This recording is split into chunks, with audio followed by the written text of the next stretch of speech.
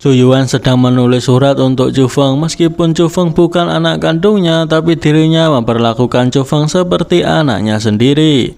Chu Feng sudah keras kepala sejak kecil dan ketika Chu Feng ditindas, Chu Feng hanya memendamnya sendiri.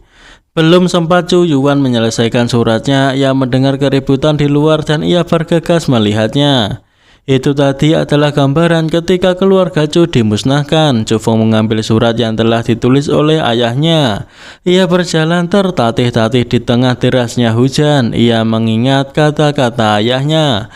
Ayahnya meminta Chu Feng untuk ingat, apapun pengalaman hidup, tak peduli apakah Chu Feng bisa menemukan orang tua kandungnya, Chu Feng akan selalu menjadi putranya, Chu Yuan. Chu Feng panik dengan terburu-buru ia mencari jasad ayahnya.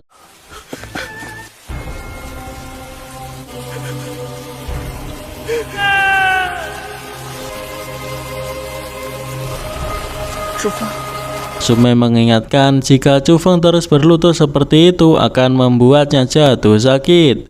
Mengajak Chu Feng untuk segera memakamkan jasad ayahnya. Suro juga menasihati Chu Feng jika dirinya terus seperti itu hanya akan membuat orang yang Chu Feng sayangi marah. Roh ayahnya di surga tidak ingin Chu Feng menyiksa dirinya sendiri seperti itu. Dan membenarkan apa yang dikatakan oleh Nona Surau.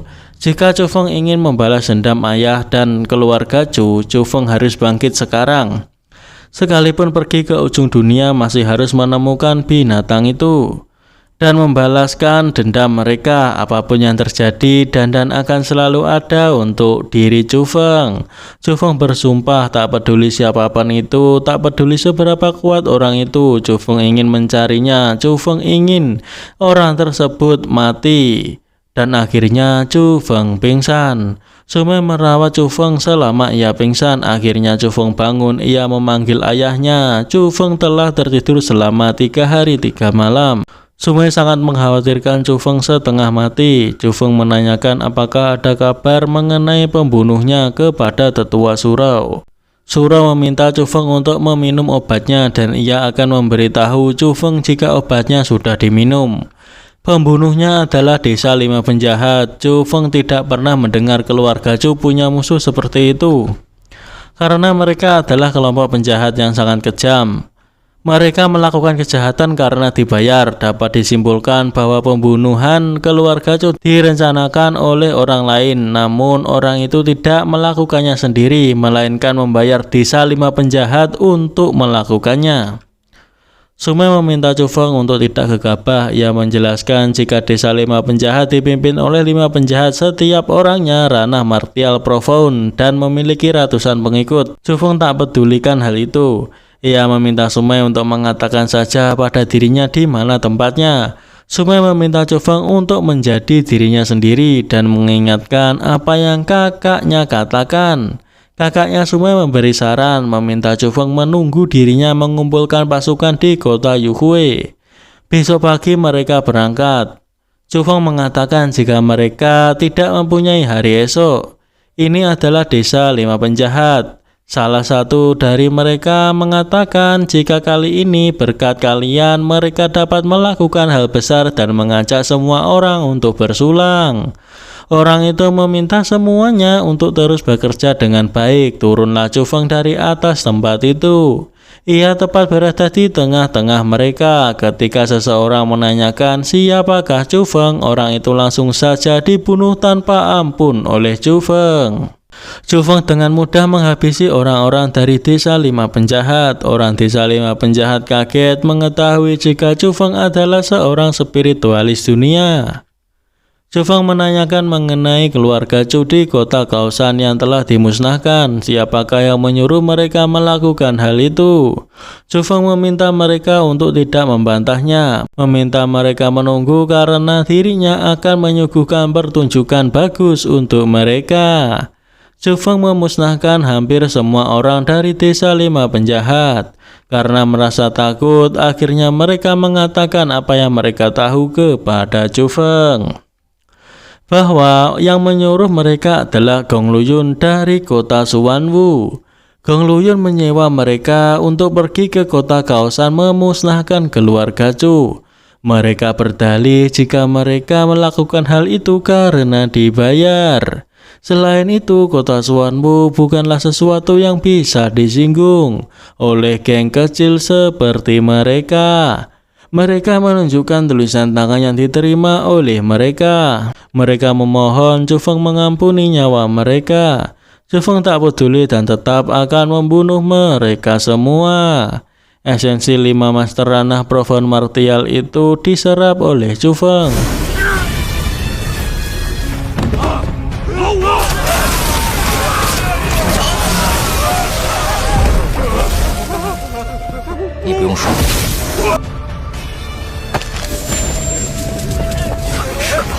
Ini adalah mention Pangeran Hilin. Lin Ran terlihat kesal karena dirinya tak bisa menerobos ranah Heaven Martial, padahal hanya selangkah lagi.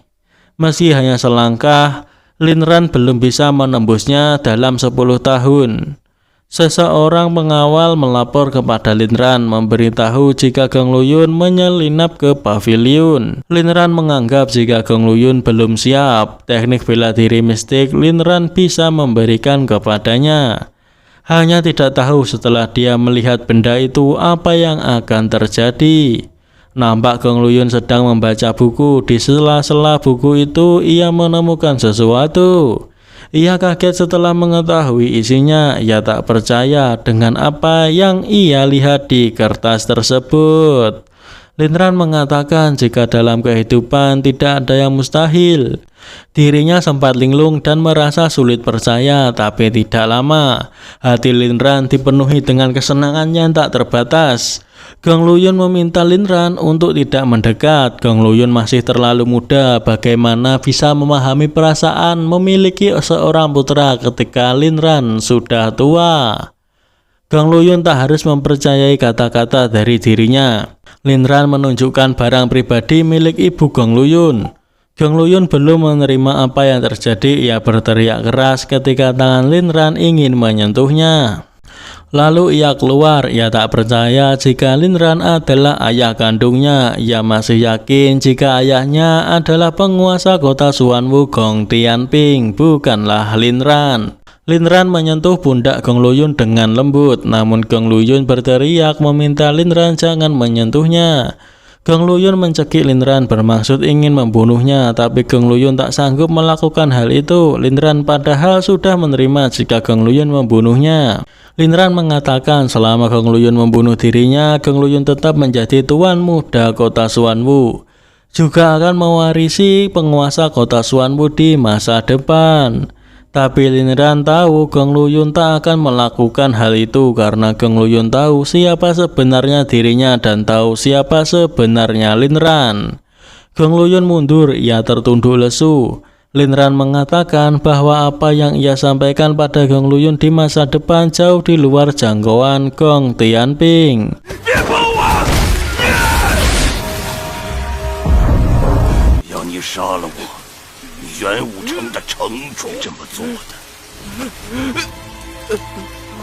Tidak masalah siapa Geng Luyun sebelumnya, pertanyaannya ialah Geng Luyun ingin menjadi siapa di masa depan. Lin Ran mempunyai mimpi, putranya akan ia latih dengan baik. Di usia muda dia memasuki ranah Martial Heaven. Tak lama kemudian dia akan menjadi penguasa Qingzhou. Lin Ran tak mengharapkan Geng Luyun mengubah namanya saat ini, tapi dirinya juga tidak ingin Geng Luyun terus-terusan tenggelam, karena saat ini ada hal yang lebih penting menunggu untuk dilakukan oleh Geng Luyun. Lin Ran memberitahu tentang acara tahunan perburuan heroik di jurang 100 lagu akan segera dimulai. Dirinya meminta Geng Luyun harus bersiap secepat mungkin. Mereka akan berangkat besok. Mulai sekarang semua yang ada di pavilion adalah milik Geng Luyun. Lin Ran memberikan saran mungkin Geng Luyun harus memberikan ketenangan pikiran ayahnya yang jauh di kota Suanwu. Lagi pula banyak hal telah terjadi. Gong Tianping pasti khawatir kepada Geng Luyun. Ini adalah kota Suanwu. Nampak terjadi hujan salju di kota Suanwu. Ini adalah Gong Tianping, ayah dari Geng Luyun juga penguasa kota Suanwu. Gong Tianping melemparkan botol anggur yang ia minum karena marah kepada bawahannya yang melaporkan jika tuan muda alias Gong Luyun yang belum ditemukan. Ia memerintah untuk mencarinya lagi. Jika tidak dapat menemukannya dalam waktu 3 hari, ia akan membunuh seluruh keluarga bawahannya tersebut. Bawahannya juga melaporkan mengenai desa 5 penjahat yang telah dimusnahkan. Siapa pelakunya bawahannya juga tidak tahu, ia hanya tahu jika tidak ada mayat satupun yang tertinggal. 把你们烧走了？还没。即便遮住，我们的尸首都没有留下。 Nampak Chu Feng juga berada di pinggiran kota Xuanwu. Ia sedang berada di ruang dunia roh mengobrol dengan Dandan. Dandan memberitahu di Sekte Azure Dragon waktu itu pria bertopeng itu menyelamatkan Gong Luyun. 80% kemungkinan dia adalah wakil ketua Mansion Istana Qilin. Chu Feng menganggap jika Gong Luyun sangat pandai bermain di belakang. Tak disangka menjadikan Lin Ran sebagai ayah angkatnya. Oleh karena itu, Dandan menyarankan Chu Feng untuk pergi ke jurang 100 lagu. Perburuan heroik di jurang 100 lagu, Chu Feng pernah mendengarnya. Tempat itu bukan hanya sekedar harta karun pil mistik. Penjaga harta karun pil mistik adalah monster yang tak terhitung jumlahnya.